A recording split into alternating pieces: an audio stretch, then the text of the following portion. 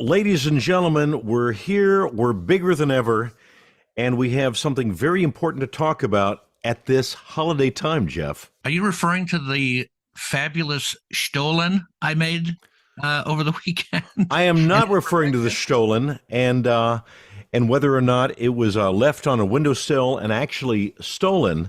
If your Stollen is stolen, Jeff, that's never a good thing. But no, I wasn't referring to that. There's another Christmassy thing, Jeff, that's big this time of year.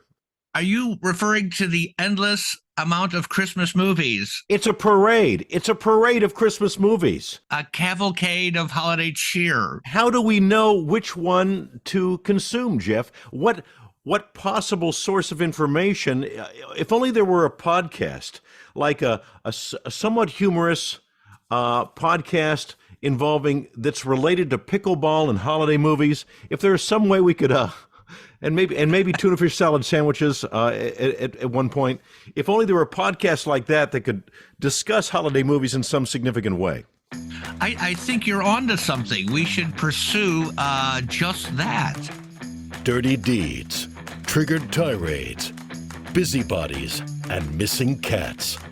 They say tall fences make good neighbors, but bad neighbors make the Right Next Door podcast. Let's continue in this vein and talk about holiday movies. I think our listeners are champing at the bit. They're not chomping at the bit. They're champing at the bit. Wait a minute. I would have said chomping at the bit. So now it's champing at the bit? It's champing. Oh, yeah. For the love of Pete. All right. Well, ladies and gentlemen, I'll tease our next episode, which is the new words of 2022, which we'll all be using. Your neighbors will be using them in 2023. So I specifically picked this topic for Darren. Thank you, Jeff. Because he is the word meister. I'm a lot about the words and champing at the bit. Champing. I'm learning more on this podcast than I ever imagined. Well, if you were chomping at the bit, I'd say you're likely to be hoist on your own petard. And if that happens, it's not a good thing, Jeff. You do not want to be hoist on your own petard. Starboard right, port left, bow stern, head. Yes. That's shipping, by and large, the words by and large are from shipping as well, from tall ships.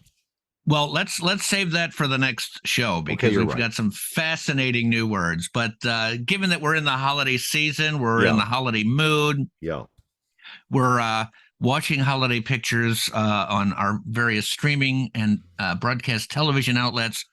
Esquire just published an article, The Top 73, which I figured we could discuss because there's some of them in here I just watched. And there's 73, Jeff. So if you really want to grab yourself into the holiday spirit, you're going to need to watch all 73. Am I correct? Oh, Lord, I misspoke. It's 71. I don't know. Oh, well, that's much better. I could do that. I could do that standing on my head. Only 71. Heck. Only 71. Now, that just seems like an odd number. Isn't it like the top 50 or top 100 or top 75? But the top 71. Well, they're making Christmas movies at all times. And so next year it'll be the top 72. The year after that will be the top 74. They just keep making these movies, Jeff, and each one must be added to the list, I think. So so I guess we're going with there's only 71 there's only 71 Christmas movies out there. What is your favorite? Well, it's got to be It's a Wonderful Life. Everyone loves that movie. I know I can't even tell you how many times I've seen it. Or pieces of it. You know, you can see like maybe you're having a conversation and the subject of Zuzu's petals comes up. And so you can look for just a little YouTube clip of Zuzu and her petals. Mary. Don't you know me? Don't you know me, Mary? Oh, my word. Well, oddly enough, that is number one on the list. As well it should be. You know, I'm so glad to hear that. As well it should be. Very, very good. There's no better. There's so many great little pieces in that movie. Through the door or out the window, you two. I got to say, for a 1946 Jimmy Stewart movie, that movie still has legs. Yes, even to this day. You know, it's a great. Now, number two. Yeah. I'm going to disagree with because I literally just watched this a couple of days ago. Now, Jeff, and I'm just curious here, just to give our listeners a little warning. Are we going to go through all 71 movies right now? I don't think we have that kind of time. We'll just do the top 10, and Okay. then if some of our favorites are not in the top 10, I'll tell you where they're at on the list. Because otherwise, we'll be here all day. What's number 2? Number 2 is National Lampoon's Christmas Vacation. See, that's kind of an anti-Christmas movie, isn't it? Isn't it kind of a negative? It's just so Vacation. Yeah. The first National Lampoon picture in this series Yeah. was fantastic. It was hilarious. I still quote, like, I don't know why they call it hamburger helper. It tastes fine all by itself. I mean, there's just some great lines in that movie. But by the time they got to European Vacation and Christmas Vacation, it just became so, I don't know, just formulaic, sticky that I just, and the kids changed. So, Anthony Michael Hall was no longer the kid. So they insert new kids. Wait a minute. They're going to just, in midstream, make you think they're new kids. It's like on Bewitched when they changed Darrens. It's terrible. Well, at least those two Darrens looked similar. Huh. But the kids, I don't know. The first one is just I remember seeing that as at the drive-in, probably in high school. It was just a great movie. And so Christmas Vacation, I just saw it. Not great. I don't know how this made 2. In my opinion, what are your thoughts? Have you seen this movie lately? I have not seen nearly the movies you have. I have not seen that lately. No. So I have a very dim recollection of it. So in your case, if they're saying it's number 2, there's a different kind of number 2 you're calling that movie. Yes, absolutely. And granted, I likely saw it when this movie came out. I'm guessing in the late 80s.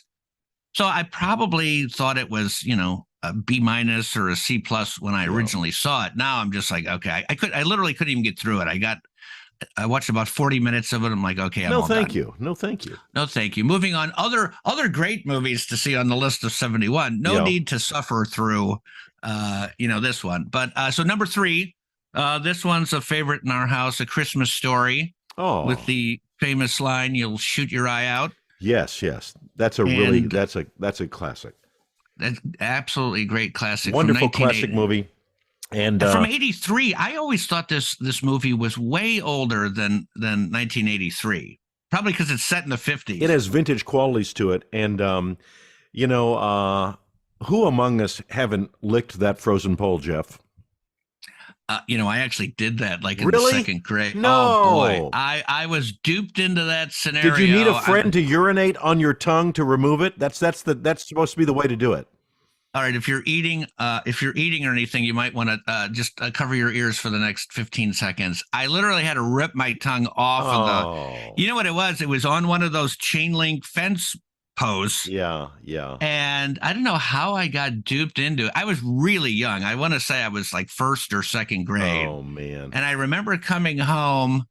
And then I think my mom had me gargle with salt water or something to try and heal the. It was bad. Boy. So, ladies and gentlemen, don't ever stick your tongue on a frozen metal pole. It's just not going to end well. Don't do it. It doesn't taste that good. There's not really there's not like a holiday flavor for the frozen pole that you're sticking your tongue to. So it was probably a double dog dare you, and I'm like, yeah, I'll do it. I'll do it. I accept your challenge. As everybody in the audience knows, you got to accept a double dog dare. I mean, that's right. You got to. Just for your self-respect in the neighborhood, a double dog dare. Yeah.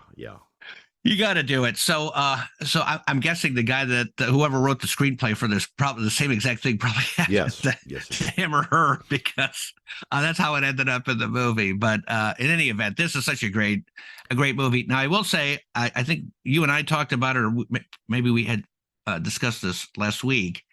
The sequel, which is up on Netflix, which I was very excited to see because it's the same, young cast, now adults. Kind of lacked the joie de vivre that I thought it would have. Well, sequels of classic movies, like they make sequels of some of the most classic movies ever made, and you think, why? The first one was good. We love it. That there's a reason it's a classic. Why do we need to try to gild the lily or reinvent the wheel or whatever metaphor you care to use? Well, I thought the premise was fantastic. I mean, I was really looking forward to. I mean, we did it as a family movie night because my kids grew up with the original, and we all loved it. And so when I heard the premise of it, I'm like, hey, I can't believe this hasn't been done earlier. And anyway, it was okay. It was kind of a letdown. Not to get off the Christmas picture thing, but just for an analogy. We just finished White Lotus last night. Yeah. Second season? Second season, in my opinion, better than the first. Wow. I've only seen like one episode of the second season. That's high praise. Someone was talking about it last night at a gathering I was at. So, wow, okay. I've got to see it. Yeah, season 2 is fantastic, and very rarely is the second season better than normally they start going downhill. Yeah. And so I was. It may have just been that it's winter here, and I enjoy seeing gorgeous scenery in Italy. We should look forward to it, Jeff. We can encourage them to do Christmas at the White Lotus. Welcome to Christmas at the White Lotus. Imagine all the hijinks, all the sexual peccadillos of White Lotus, and then adding that lovely Christmas tinge. What do you think? Would that work? They could do it because it comes out every year around the holidays anyway. I think from our podcast to the producer's ears, you heard it here first, folks. It was our idea, and we need points on whatever money they make next year. Yes, we'd like a couple of points, and I'm going to suggest either a high-class ski resort for the hotel in Vail or somewhere in that area, or Switzerland. Yes. So we can keep the European theme going if they want. Perfect.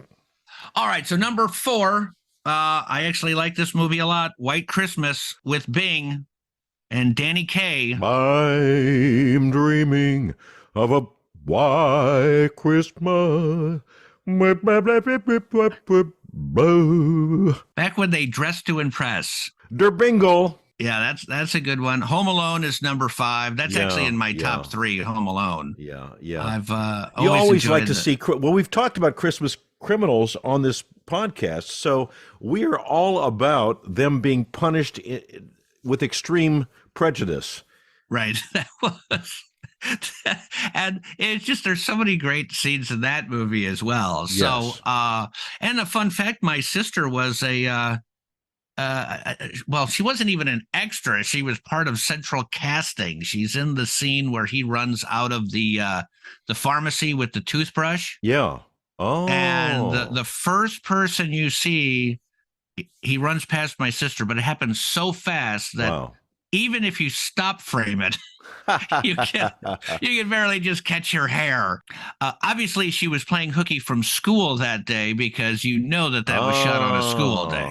Now, Jeff, the Home Alone house is in the Chicago area. That is correct. It's I've driven past it, much like when I was in LA, I had to go by the Brady Bunch house. So we were talking about it last night at the gathering I was at, and it turns out this time of year, one of the people at my party had visited the Home Alone house, and it's a busy place right now. There are people driving by, hanging out, taking pictures. The Home Alone house is very popular this time of year for some reason.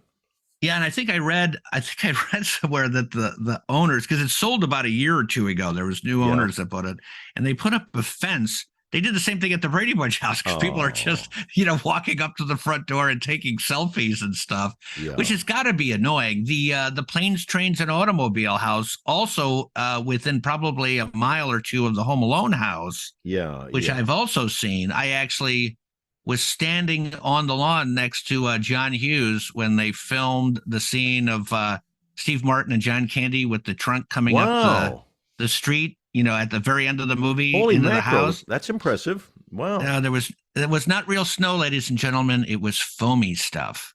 All right, so number 6, I've seen this. There's some funny lines in it. Scrooged with Bill Murray, 1988, a redo of A Christmas Carol, and he plays a TV executive. So I always like this one because he was an angry TV executive, and there's some great There's some great lines in this one as well. And who's the guy that said Dexter Poindexter, going Wow. back in time, who did Hot, Hot, Hot, that song, Hot, Yeah, Hot, Hot? yeah. He plays a cab driver in this. Well, the Charles Dickens estate, theater companies around America are kept afloat by their income from the Christmas Carol every year. That one show has supported the American theater world for many, many years. They should just hand Charles Dickens heirs millions of dollars for all he's done for the American theater. Yeah, I mean, that is just such a classic. I just thought it's funny you mentioned that, because I just began reading for probably the second or third time A Tale of Two Cities. Oh, which is one of the greats, and probably one of the best opening paragraphs in literary history. It was the best of times. It was the worst of times. It was the best of crimes. It was the worst of crimes. It was the best of limes. It was the best of neighbors. It was the worst of neighbors. That's what our podcast is about. That's exactly. Right. That's right. We could have. It's a tale of two neighborhoods in our podcast, yours and mine, Jeff. All right, moving on to number 8.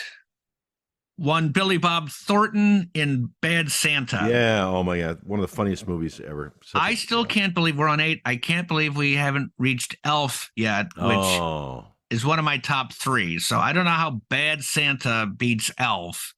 Well, Bad Santa is insanely great, and if you're wanting just sharp, piquant humor, it's got it. I mean, I liked it. For me, not number 8. And number 9, The Muppet Christmas Carol. Now, I've got nothing against the Muppets, but I don't know. Number 9?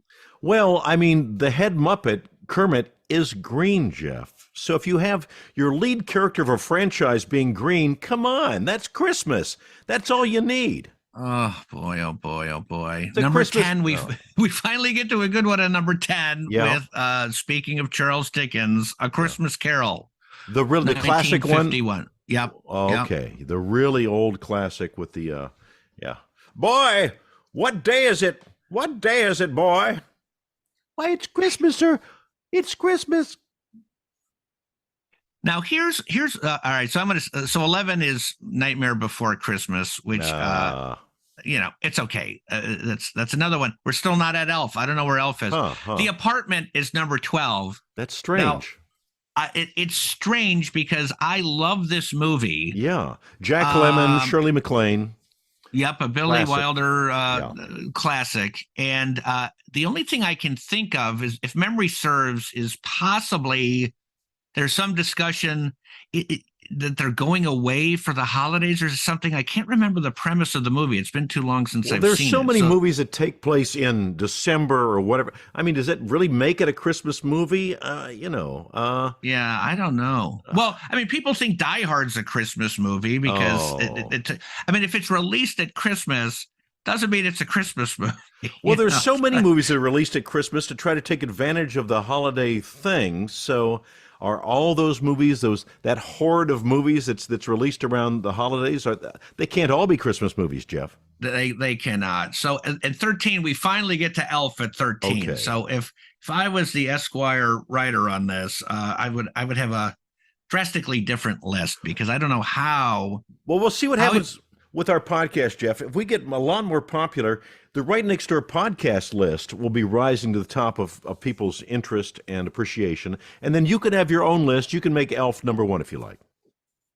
It would certainly be in the top 5. I don't know that it'd be 1, but it would definitely beat out Nightmare Before Christmas, The Muppet Movie, Bad Santa, and Christmas Vacation. So, well, folks, do you have a different list? If you have an idea of what Christmas movie you want to see on the Right Next Door podcast list next year, make sure you write us, let us know, and we'll put it on our list for next year. That's a good shout out. 14 is A Charlie Brown Christmas. Now, this is quite possibly my all-time favorite, but is this considered a movie? It's only probably 22 and a half minutes long. I don't know that this is It's so Christmassy, and some of the best Christmas music. There was something I read recently that said, if you're playing Christmas music, folks, don't just play Vince Guaraldi. I mean, that stuff is so beautiful, but you can just you can overwhelm your Spotify account or your Pandora account or your music system by just playing Vince Guaraldi 24/7. That's too much Vince Guaraldi. It's great stuff, but it's too much. I have so many Vince Guaraldi albums, I can't even tell you. And I literally attribute in part my love of jazz as a youngster from those from the Great Pumpkin, Charlie Brown, and the Christmas one, and then I think later the Thanksgiving one. But I mean, that was just such a great. I'm not exactly sure how those two, how Charles Schultz and Vince Guaraldi came together, but man, oh man, you talk about perfect, one of the best soundtracks in the history of entertainment. That's got to be it. I've got a new Christmas soundtrack album for you, Jeff, and I'm going to put it in our show notes as well, and I'm going to send it directly to you. Sufjan Stevens, are you familiar with him? I'm not familiar with his work, no. Yes, well, he's an amazing, intelligent, smart, super sharp guy. He did certain concept albums. He did a concept album called Illinois, where he took as a jumping off point the state of Illinois. He also did one for Michigan. But his Christmas album is really, really terrific. And you look at the list of titles. Oh, well, I know Angels We Have Heard on High, We Three Men. Why do I need to hear these again? We Three Kings. We Three Kings. Thank you. Why do I need to hear these again? But Sufjan Stevens has a unique and lovely take on all these classic songs. And I'm telling you, I'm going to send it to you, Jeff. It's it's just lovely, lovely stuff. Just play it in the background or play it in the foreground. Just play his stuff. Sufjan Stevens, his Christmas album. I look forward to that. I always welcome new music. That's fantastic. Well, thank you. All right, number 15, another one that I wouldn't consider a movie, Rudolph the Red-Nosed Reindeer. Oh, but there's so many classic things. I want to be a dentist. Herbie wants to be a dentist. One of my favorite lines of that. But I don't know if our listeners know this, but Rudolph the Red-Nosed Reindeer advertising was a creation of a copywriter that worked in the ad department at the now defunct Montgomery Ward store. Yep. And he wrote Rudolph as a character in these little pamphlets they would give away to the kids. And then presumably that was an early targeting campaign to children to lure their parents into the toy department of the Montgomery Ward stores. They probably sold a lot of reindeer toys with light up noses for some time after that. So I'm sure it worked for Monkey Wards, as we used to call it. Yeah, Monkey Wards. That's so many of the old big boxers out of business now. Who would have thought? Yeah. But I want to see if the old Rudolph the Red-Nosed Reindeer, do they still have the Norelco shaver going down the snowy hill? That was such a great commercial. Matter of fact, the first razor I ever purchased was that very Norelco. Was it because of were you a shy kid of 9 years old trying to shave for the first time, and you bought the Norelco razor because you saw it on the Rudolph Christmas show? I did. Yeah, I was. I think I was shaving at the age of like 7. No, yeah. I have no memory of when I began. It was that show. Yeah, and now what the listeners don't know is you were not shaving your face at that time. So this is a completely different set of circumstances and experiences for young Jeff. Well, those were my Mohawk years, so I was using it to shave my head. And there's no hawk like a Mohawk, folks. That is correct. So, 16's not bad. Meet Me in St. Louis. That's a good one. Okay, yeah. I'm going to skip over a bunch of these that are, Eyes Wide Shut. That's not a Christmas movie. Eyes Wide Shut is on this list? Is Stanley Kubrick's final feature. How is that a Christmas movie? No, thank you very much. Black Christmas, never heard of it. Bob Clark's 1974 gem. Bob Clark. Who's Bob Clark? It's a granddaddy of modern slasher movies. Now, look, I'm going to go out on a limb here. When I'm trying to get into the holiday spirit, red and green, but not the splash of red blood on the snow, Jeff. Right. I'm not at Valentine's. I'm not looking into, I don't want My Bloody Valentine. No. At Christmas, I don't want My Bloody Santa. No. I mean, it just, so come on, please. That isn't, so There's just a lot. Do you know Shop Around the Corner? That's an oldie. I don't know that Oh one. yeah, that's a great, and it was later turned into a Broadway musical called She Loves Me. Yeah. She loves Yeah. me. No, no, Yeah, no, no, yeah, not the yeah. Beatles She song. loves me. Yeah. The No, not that. there was a Broadway musical called She Loves Me, and I think they just did a revival of it not too long ago, a couple of years ago. I started this one. This is actually on one of my streaming apps, and Yeah. I only did about 10. I mean, not that it was bad. The pacing of some of these older ones. Yeah. I just, so 23 is Gremlins. Now, I did rewatch this one recently. This is an 84. Uh-huh. Does not hold up nearly as well as a Home Alone. I mean, the special effects are bad. It's a very cute movie, but super dated. And Well, special effects anymore. If you look at any special effects movie in 2022, a movie that was created in the 80s or 70s or 50s or whatever, I mean, it's just laughable anymore. it's, I mean, the story is cute, but I mean, maybe if you're, 7, 8, you're 6, 7, 8 in that range, you probably would still love this movie. Maybe I'm just too old now. I'm out of the demo, as they say. Well, special effects have gotten crazy. I went to see. There's a new movie out right now called Devotion. It's about an aviator from the Korean War, person of color, and it's actually an amazingly well done movie. You don't really hear about this movie that much, but it was very, very well done. It's gonna run forever on airplanes, on transatlantic flights. But it was a really, really good movie, and the special effects on it were so astounding. You're watching Korean War planes on this thing, and it's seamless, it's flawless. And then we stayed a little bit later, and the endless list of animators and special effects people, they can do astounding things. It's astounding things with special effects. Wow. I'll have to check that out. I hadn't heard about that one. Very, very Check good. that out. With Have you heard, how about Kiss Kiss Bang Bang? That's a Christmas movie? A huge fan of Robert Downey Jr., but never heard of this, and I don't know how Kiss Kiss Bang Bang is a Christmas movie, but Also, it's on the list. shouldn't you have something in the title that makes it sound a little more Christmassy? Like maybe how about Kiss Kiss Jingle Jingle, Jeff? Something like that, just to give you a little bit of a feel, a Christmassy feel. Or to kind of build on our last episode of Christmas Criminals, how about Kiss Kiss Bang Bang, give me my stuff back? That's it. Yeah, Bang Bang. Give me back my Christmas presents. I my see Christmas decorations. I see you on my camera, my door cam, and you're stealing my Amazon box. How Right. about Bang Bang on your head for trying to steal my stuff?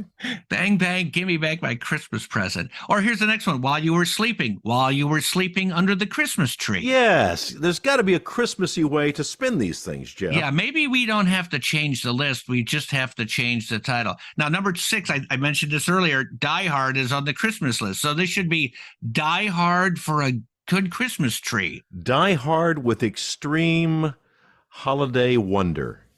Yes, something along those lines. Yeah. Something the rest of the list will just change the title. So, here's a very Harold and is it Kumar Christmas? This is Wow. Did you ever see the movie Harold and Kumar go to something? It's just like it looks like a Dude, Where's My Car kind of a movie. Well, Harold and Kumar, and it was kind of a cult film.